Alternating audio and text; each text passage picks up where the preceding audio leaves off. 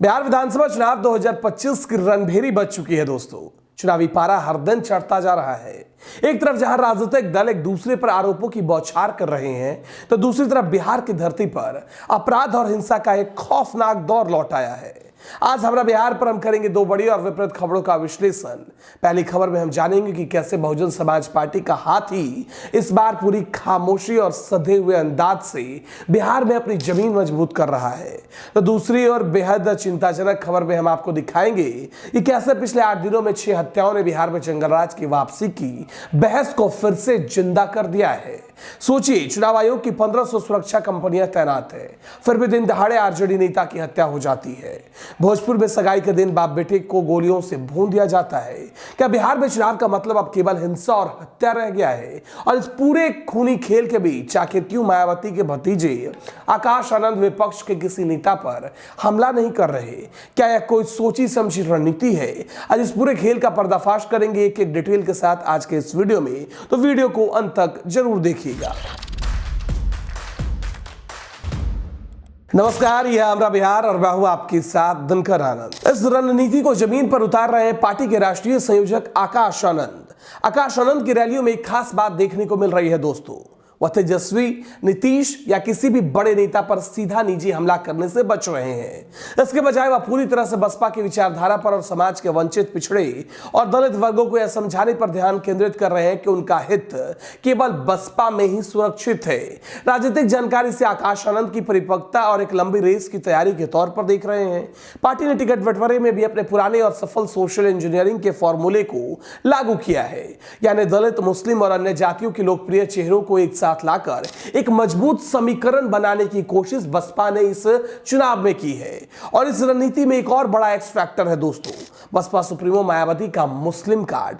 हाल ही में मायावती ने जिस तरह खुलकर मुस्लिम समाज के मुद्दों का समर्थन किया, उसकी गूंज बिहार तक साफ सुनाई दे रही है। बसपा के नेता अपनी सभाओं में प्रचार कर रहे हैं कि अगर मुस्लिमों का कोई सच्चा हितैषी है तो वह केवल और केवल बसपा है। अगर यह कार्ड चल गया तो यह सीधे तौर पर आरजेडी और कांग्रेस के एमवाई समीकरण में बड़ी सेंध लगा सकता है दोस्तों। अब सबकी नजरें 6 नवंबर को कैमूर जिले के भभुआ एयरपोर्ट मैदान पर होने वाली है, जहां मायावती की विशाल रैली होने वाली है, जहां वह बिहार की जनता के लिए कुछ अहम घोषणाएं कर सकती हैं। अब आते हैं बिहार में लौटते जंगलराज की ओर। मोकामा में आरजेडी नेता की दिन दहाड़े हत्या। 30 अक्टूबर को जनसुराज के लिए प्रचार कर रहे आरजेडी नेता दुलारचंद यादव की गोली मारकर और फिर गाड़ी से कुचलकर हत्या कर दी जाती है।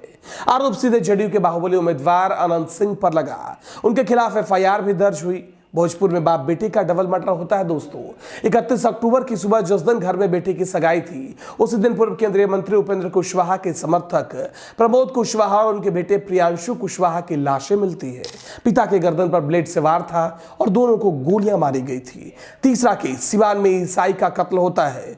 30 अक्टूबर को ही दरौंदा थाने में तैनात ईसाई अनिरुद्ध कुमार की चाकू से गोदकर और गला काटकर हत्या कर दी गई। लाश झाड़ियों में फेंक दी जाती है।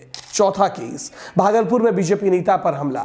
24 अक्टूबर को वकील और बीजेपी नेता विवेकानंद प्रसाद को उनके घर में घुसकर सिर में 2 गोलियां मारी गई। गनीमत रही कि उनकी जान बच गई। इन बड़ी घटनाओं के अलावा रोहतास में खाने का बिल मांगने पर वेटर को गोली मार दी गई। लखीसराय में एक व्यक्ति की चाकू गोदकर हत्या कर दी गई। यह घटनाएं सवाल उठा रही है दोस्तों कि क्या बिहार में कानून का राज खत्म हो गया? सबसे बड़ा सवाल व्यवस्था पर है। चुनाव आयोग के निर्देश के मुताबिक किसी उम्मीदवार के काफिले में 3 से 5 गाड़ियां ही चल सकती है, लेकिन मोकामा में अनंत सिंह के काफिले में 40 गाड़ियां थी। वरिष्ठ पत्रकार अमिताभ ओझा कहते हैं कि अगर नेताओं की गाड़ियों की चेकिंग हो रही होती तो यह हथियार पकड़े जाते और यह वारदात नहीं होती। असल में स्थानीय थाना स्तर पर भी भारी लापरवाही बरती जा रही है, क्योंकि थानेदार को पता होता है कौन सा उम्मीदवार कहां प्रचार करने जा रहा है, फिर भी सुरक्षा के इंतजाम क्यों नहीं किए जाते। हमारा बिहार पर खबरों का सिलसिला जारी रहेगा। अगर आपको हमारी यह विस्तृत रिपोर्ट पसंद आई हो तो वीडियो को लाइक और ज्यादा से ज्यादा शेयर करें। चैनल को सब्सक्राइब करना बिल्कुल न भूलें। नमस्कार।